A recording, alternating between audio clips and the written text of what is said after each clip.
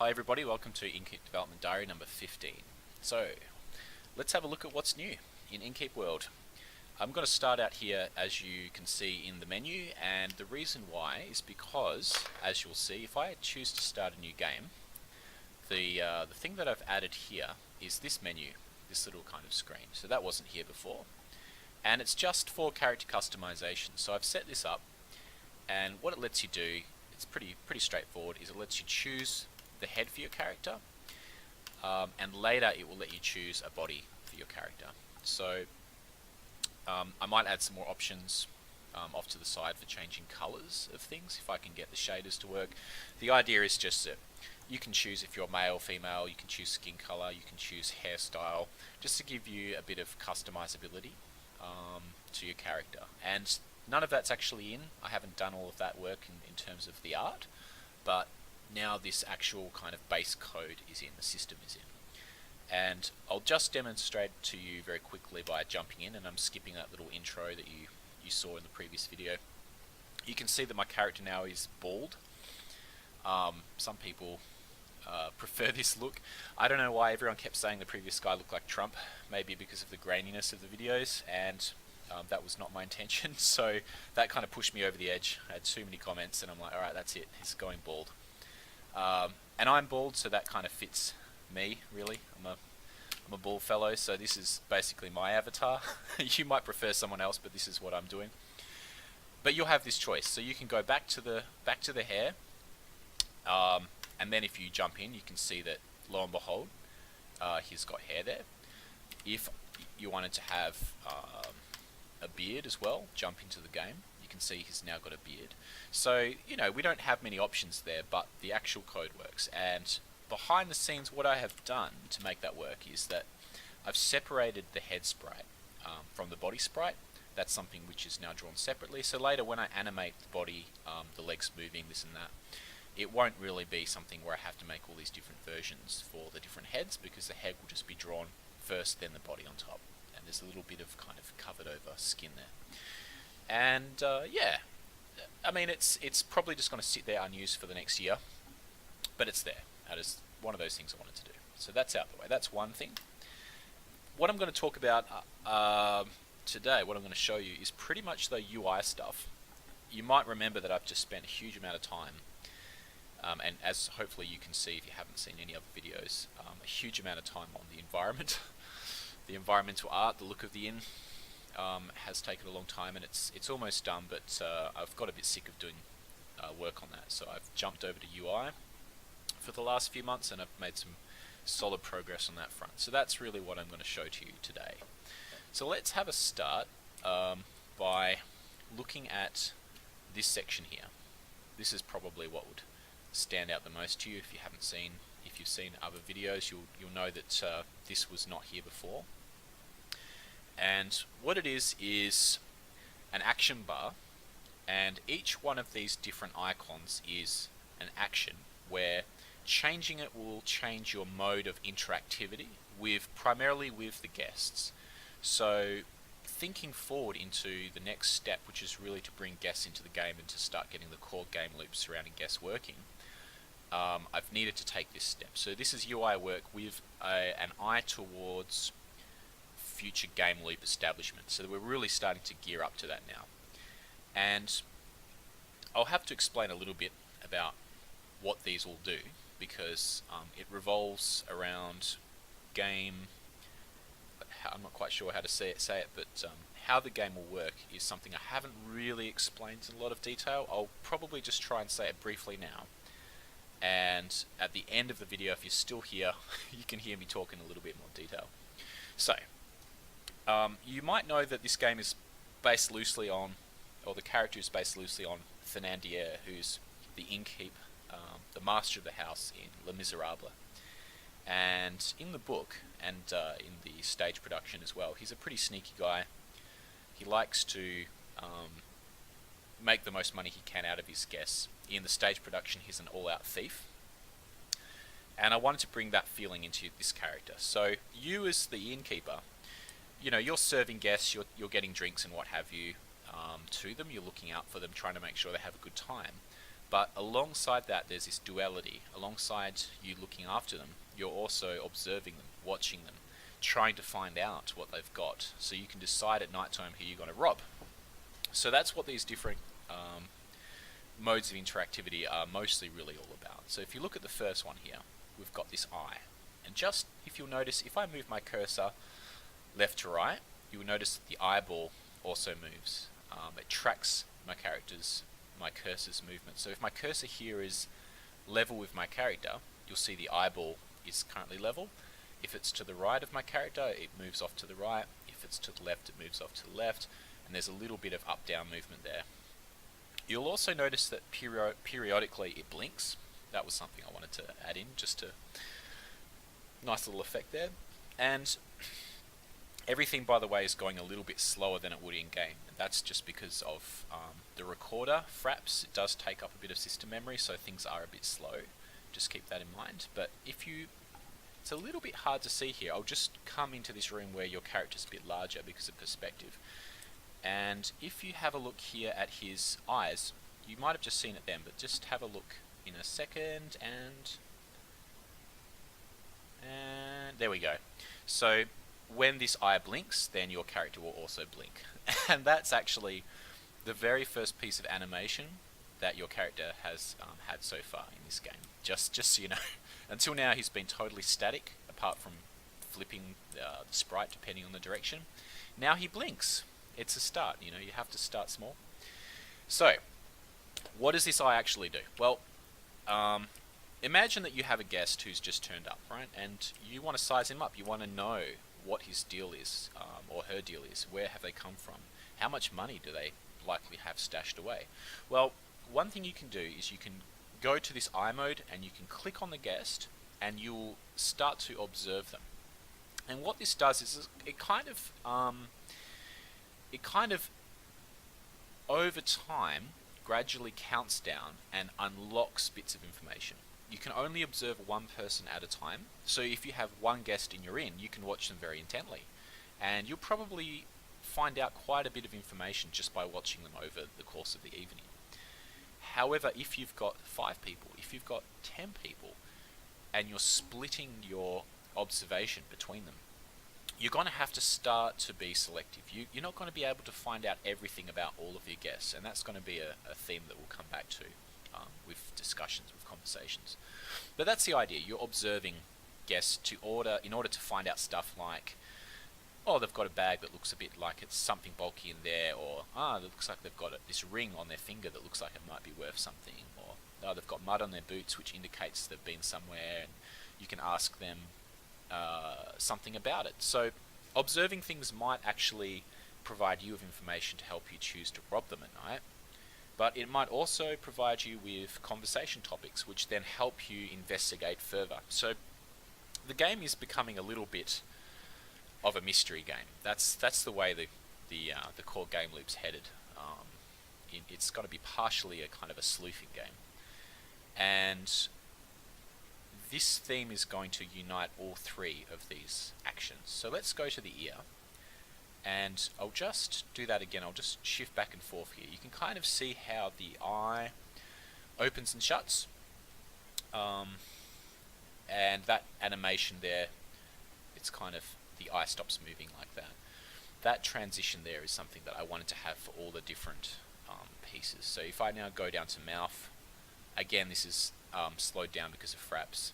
It's usually a bit smoother than this, but that transition's nicely animated. This mouth here, that's actually based off a drawing of my own mouth. I've made the teeth a little bit worse, but that turned out, that was the hardest to do of all of these. Here's the hand, so I'll just kind of show these off. And the books, probably now the book is looking a little bit out of place with the others. I'll need to update that animation. That's the original animation. But there we go. So these are the different ones. So we had eye, and you'll notice, by the way, it's now starting to get dark, and this is a bug because the sun is only here, and I am not sure why the sun is only there. It's very, very curious why the sun is only there at that point. I have never seen that bug before. There you go. Okay, maybe because I've always sped up time. So I'm going to restart here just quickly, and I'll see if it does it again. I'm going to keep talking. We'll come back to time later on. Alright, so ear. Let's say that your guests, there's more than one guest at a table and guests are talking with each other. Once there's a conversation going on, you can eavesdrop on that conversation. So while the eye is for individual guests, you click on an individual guest and you spy on them, the ear is for individual tables, right? And the way it works is that either the eye or the ear you can have active at any time while you're doing other stuff. So when it's active, you can be spying on somebody while you're doing stuff like serving drinks, right? That's the whole idea. You're serving some drinks and you're spying on somebody and you're kind of multitasking. Same with eavesdropping. You can kind of eavesdrop on somebody while you're serving drinks, but you can't spy and eavesdrop, so it'll be one or the other. And you'll overhear conversation, which will unlock information and possibly more conversation options and stuff like that. So you're trying to learn secrets, you're trying to learn what's going on in the world. You're getting little bits of broader narrative, you're getting interesting little stories and rumours maybe that you can then trade with other people later. And you're getting the possibility of finding out if somebody has some money. So that's the ear. But the mouth is conversation. So you can directly talk to any of the guests that come into your inn. That's something that I really wanted to have, because this game is not so much a management sim like a theme hospital style. It is more of an RPG where you're managing a tavern.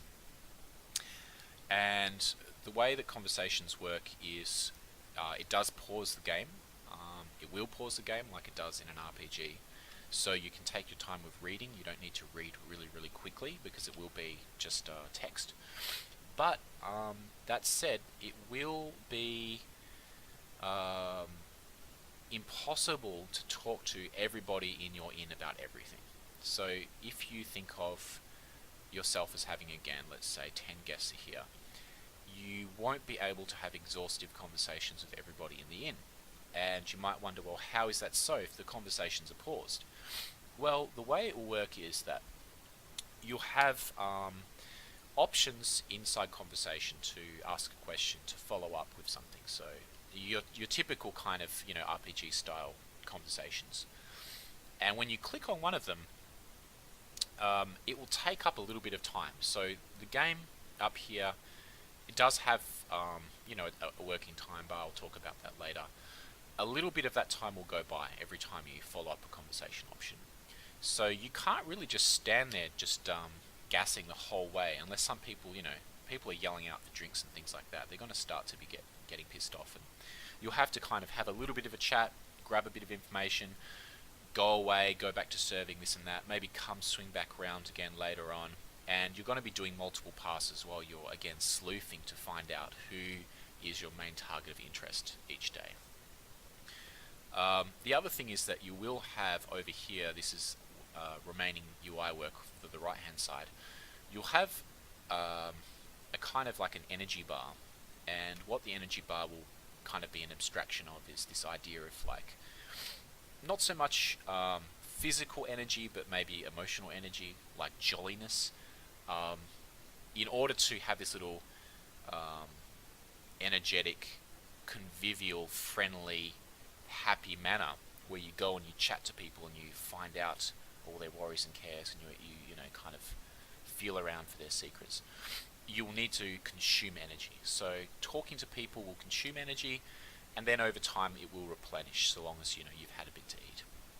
So that means that you have to ration out your conversations. So in a way, you can kind of talk to somebody, take your time, read in detail what they have to say, but at the same time you're always making a choice. Am I talking to this guy? Okay, then I can't talk so much to all the other people, and you're going to miss out on stuff. You're going to potentially overlook things, and that kind of tension and that degree of mystery, that's what I want to kind of capture. I'll come back to talking about that a little bit more at the end, but let's just move on. Finally, well, actually we still haven't talked about the book, but we have the hand. The hand is for grabbing things. So already over here I can grab, for example, you'll see I've got a tankard here, and that's for serving, that's for grabbing wood, that's for grabbing fire, and it can only hold one thing at a time, which is the original system I had before I went with that that inventory bar. It might not sound like a lot. If you're thinking of this like Stardew Valley or something like that, where you have a backpack full of things. But interactivity in this game is really about talking with the guests, and objects and items are really for serving, or they're going to be interacted with through other submenus. So the fact that you have all of this stuff in your inn is kind of abstracted away from, kept separate from your inventory per se. You're not constantly managing chests of bits and pieces and all of this kind of rubbish. It's really not the kind of game I want to make. So if you have a look, I'll come back to that when we talk about this chest down here, but if you have a look now at the top, we have that book. Originally it was at the bottom. I've shifted it to the top because if you think of your mouse wheel as scrolling up and down to quickly get access to what you have here, you really don't want to be scrolling down to the book and then going back up one to get to the hands. The hand is probably the most important of these that you want to swap to very quickly when you're doing things. So it made sense to have that be the bottom, so you can just scroll your mouse wheel down, bang, you've got the hand. Scroll it up though, you've got your book. And this is for clicking, for example, on a guest. With this book, will bring up your information sheet on this person. So things that you have observed about them, little bits of information, things that you've overheard possibly from conversation where they've been talking with other people, things that you've learned from talking with them. This will all go into the book. And yeah, this looks like a recurrent bug over here. Yet again, it's the sun's setting too soon. That's interesting. Anyway, so everything will go into this book, and you will be able to refer to it, again, pausing time, just to find out what you've discovered so far about any particular character. It will also be used, though, to manage stuff like rooms. So you'll be able to click on different bedrooms of this book and open up information about those rooms, what kind of upgrades they've had, what kind of stuff is in them. And you'll be able to open up information about who is currently going to stay in each room. So you'll be assigning guests to these bedrooms, and you'll know which guests are in which rooms, which is very handy for later when you want to go and rob them. Alright, so in summary, you've got your guest book for management. You can observe and spy on your guests, you can eavesdrop on your guests, you can talk to them, and then you can serve them with this hand here. And that is pretty much all the different activities and actions. The only other thing in the game is really opening and shutting things. So what I will do, it's not in yet, but I will make it so that the cursor changes when you're interacting with this. So right now, I've got the mouth, and it looks like I'm going to talk to the trapdoor, or I'm going to eavesdrop on the trapdoor, or look at the trapdoor.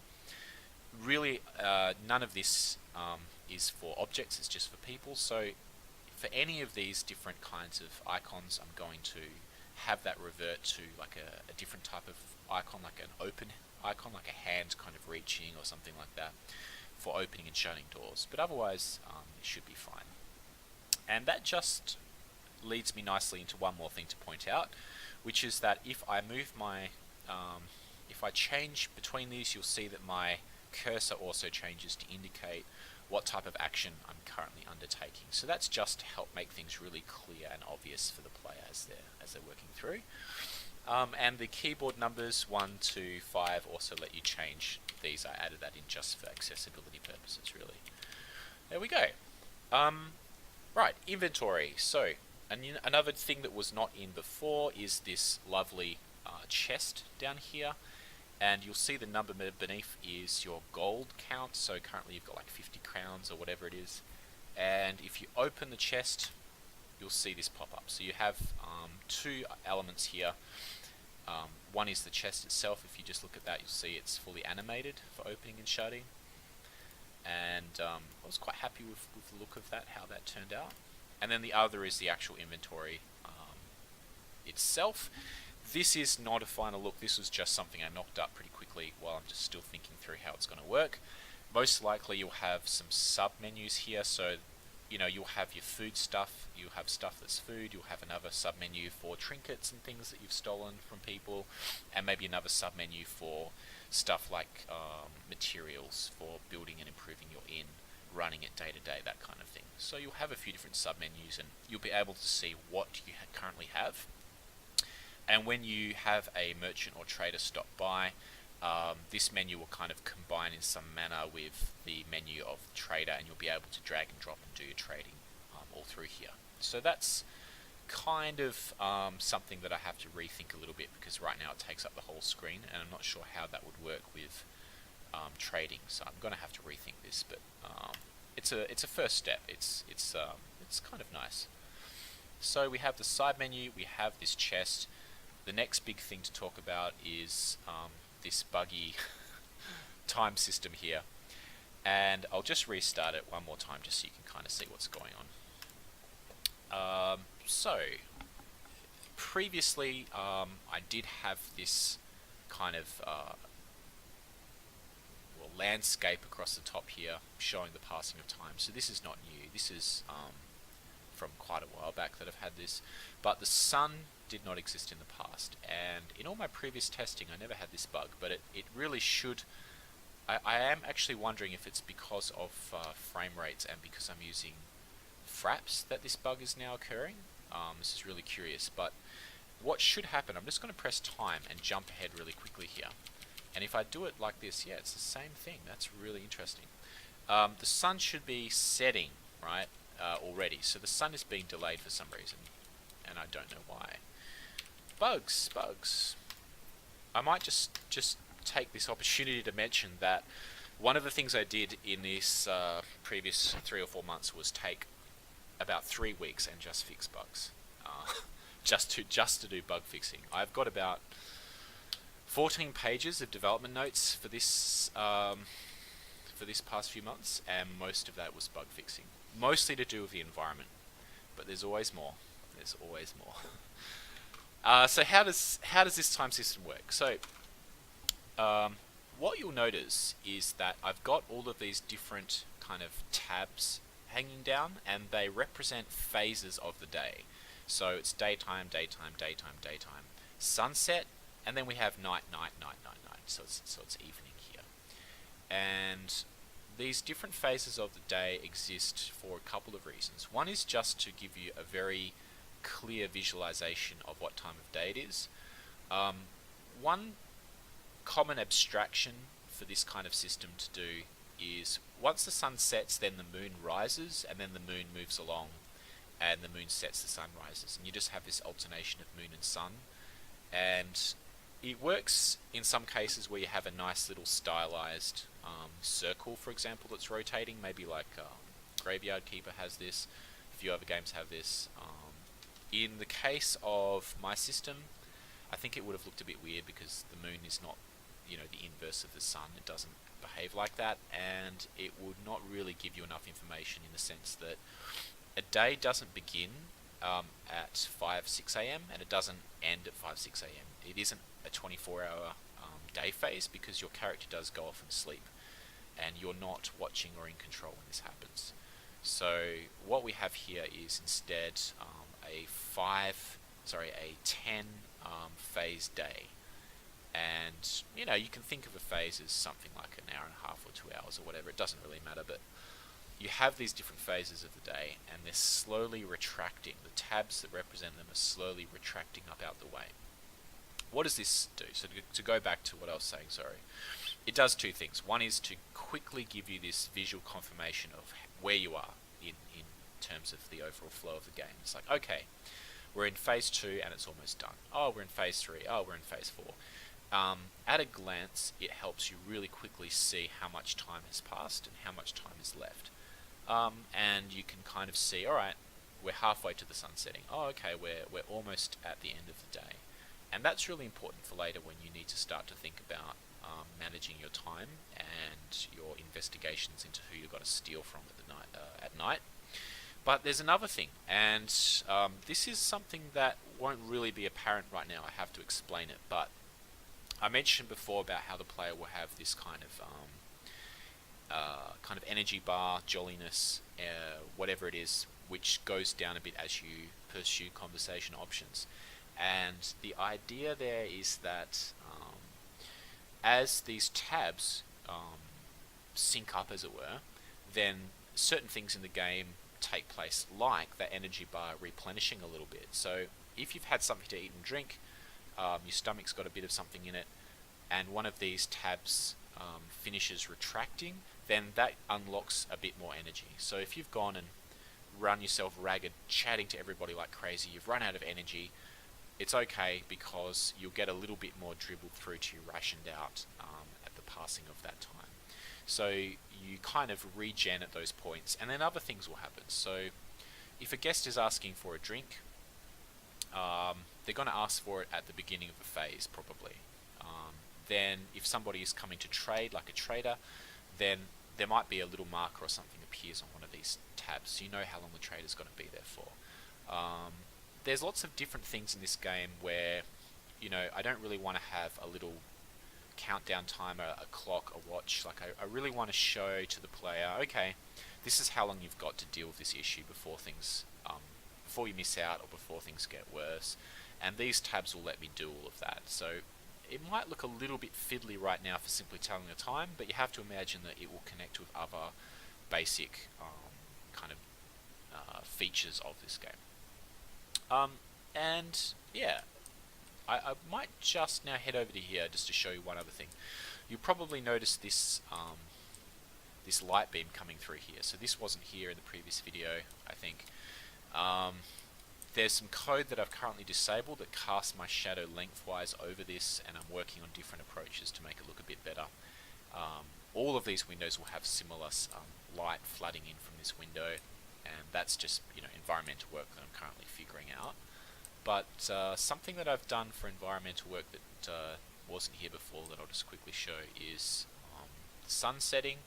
So if I just jump ahead here, you'll see all of this is now done. So when the sun sets, that light that was coming in from the window has now disappeared. And imagine just that this sun over here is over here where it should be. I don't know why that happened.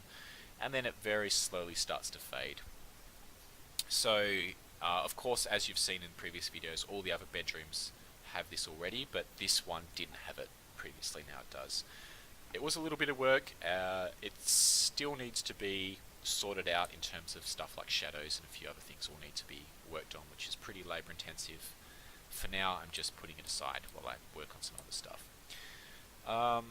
One more thing, I'm just going to talk about one more new feature before I return to chatting about how the game's going to work. You can see here, by the way, how everything is getting darker as a function of the time of day, so that's new as well. That's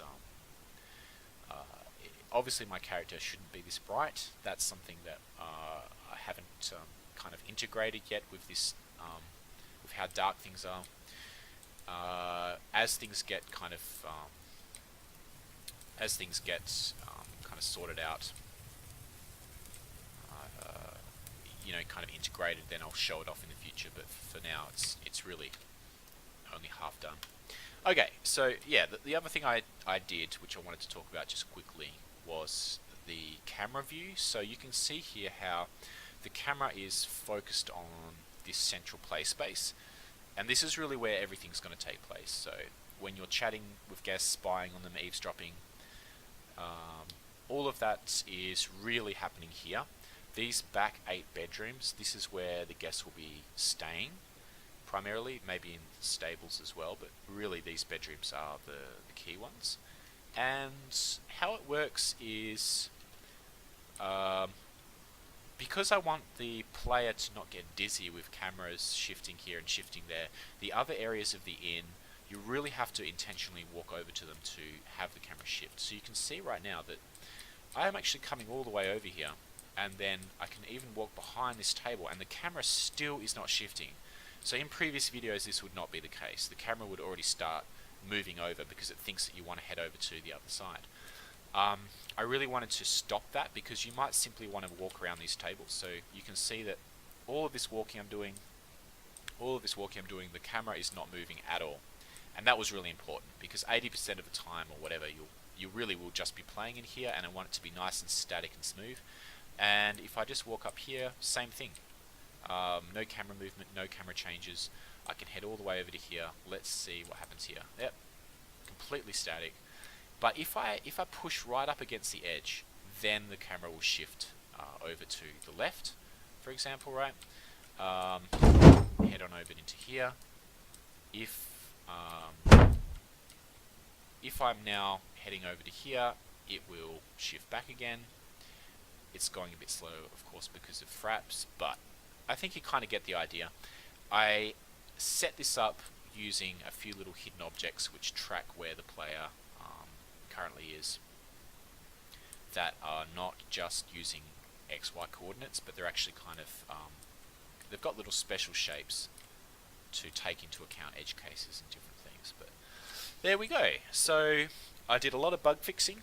I added the character customization menu. I added the new action bar here, the inventory box, some new GUI stuff for time of day, and I added this improved kind of view, and I added time of day stuff for these windows here, and a whole bunch of other little small improvements, just too numerous to mention, that are in the dev notes. So quite a lot. It's now on the cusp of really moving into some really neat stuff with game loop mechanics and stuff like that. So thanks a lot for sticking with me. That's all of the features that I've added this time. If you're interested in sticking around and hearing a little bit about the game loop that's coming up, I'll just chat about that for a minute. Okay. So to go back to what I was talking about before with these different icons, I want to talk about conversation in particular, because something that I've always been trying to figure out as I go along with this game is what kind of game it wants to be. And originally my very first conception of this game was of arranging different types of guests around tables to see if you can maximize how much money they spend. So certain types of guests would get along with each other. You'd have different kind of archetypes. So you'd have your peasants, you'd have your witches, you'd have your knights, your soldiers, and the different archetypes would get along with each other best in certain combinations, and you'd have to try and figure them out. The problem is I never really prototyped that. It was just a kind of a rough idea of how I might add a bit of extra depth. Later on I really realized I needed to have bedrooms, and I needed to have thieving, and that theft would have to be the kind of the central hook, what really makes this game more interesting. And at that time I ditched the idea of having the player organize guests around tables, and I focused more on the idea of extracting information from guests. But that still left open the question of conversation. How would conversation work? How would you talk to your guests? And in classic RPGs, of course, you can pause time, and you can have these long meandering conversations, and you can make choices. Are you going to say this? You're going to say that? But pretty much the game won't withhold information. And what I wanted to do with this game, because you are supposed to be running it in and running around here and there and being busy, that stopping time is necessary, but at the same time you need to have some limitations on how much you can chat with the people you're in. And this limitation, I mean, it's thematic in that you're supposed to be busy, but it has this really interesting implication. And this implication is, as I mentioned earlier, that you can't talk to everybody. You have to be selective, and you don't know what it is that you might miss, what you might not have noticed. Yeah.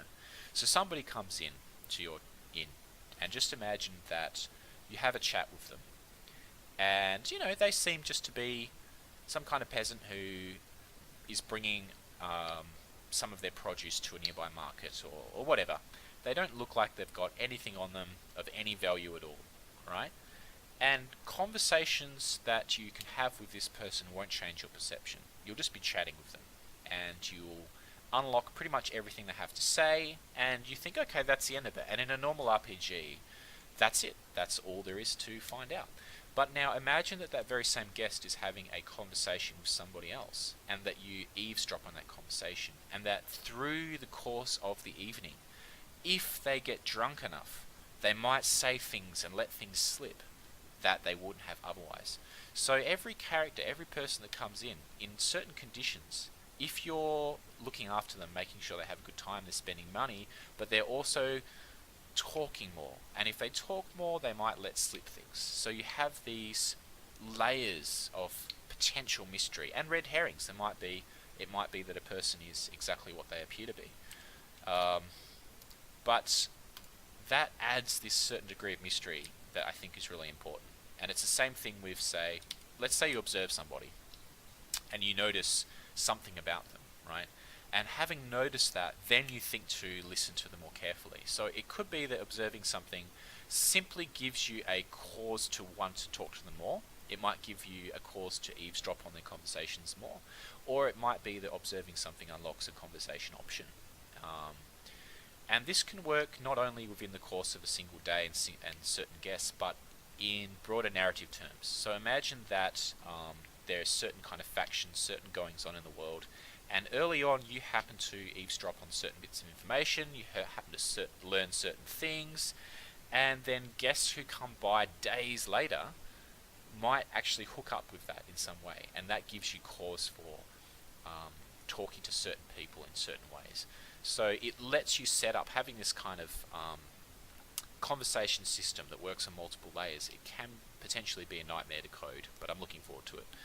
It lets you set up all kinds of alternative routes and pathways and mysteries and secrets and things that ensure that your play through the game will be something a bit unique, and that you'll always leave things unfound, undiscovered, unknown. And I really like that idea, especially with conversations. The idea that even the banal stuff,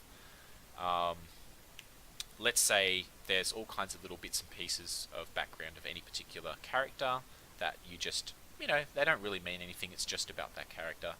And a lot of it is there that you won't read it, you won't have time to talk to them, and you'll talk to other people instead. So a person will come into your inn, there's heaps of text and stuff that you could potentially read about them. There's lots of things you could hear about them, but you won't. They'll have their drinks, you'll talk to someone else, and they shall leave. And I think with big budget games and games where you have recorded voice, you really don't want to spend too much time producing content that players won't see. With pure text, however, and this kind of game in a limited location with a limited amount of content, it's, I think, more feasible. And the benefit of doing it, one of the benefits of doing it for me, is that it gives you this sense of a living world that you, even though you're running this in, people are coming, people are going, and it's not your place to know everything. You're not a god, You are this furtive little kind of Weasley character trying to, on the make, trying to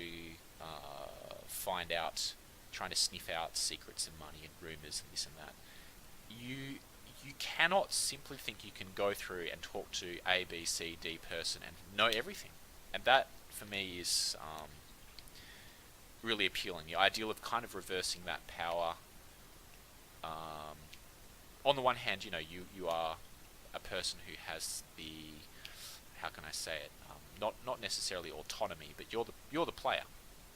And the other people in this world are just NPCs. And yet, to some degree, you are without power. You have limited power, limited perspective, limited knowledge. And I think that adds a lot of depth. It adds that feeling of the world being a world and of people being people, and of you just being one person among all of these other ones, even if your perspective is a bit unique. So that's something I'm going to start working on pretty soon. I'm really excited to see just how well I can realize this idea. I think if I can make it work, that means that the way conversations take place in this game could be really something special that you just don't see in any other game. So I'd love the idea that this game, we've got a really unique perspective where visually, so you've got these places where you can go down into this cellar and it opens up and you can go up, and I haven't really seen this in any other game, this kind of perspective and this kind of design. I love the theme, and I love the idea of how we're going to do the music, and then how we're going to make things work with conversations. Just adds one more layer of, I think, uniqueness to this game. Should make it really fun. So final update is just to kind of say a little bit about what I'm going to be doing for the next, let's say, 6 months. I do still have, unfortunately, my day job. I'm trying to finish a PhD. I'm going to be pretty busy with that, so it's going to continue to be a part-time affair. I really appreciate people's patience where I just disappear sometimes for a month and don't do it much at all, that you can see.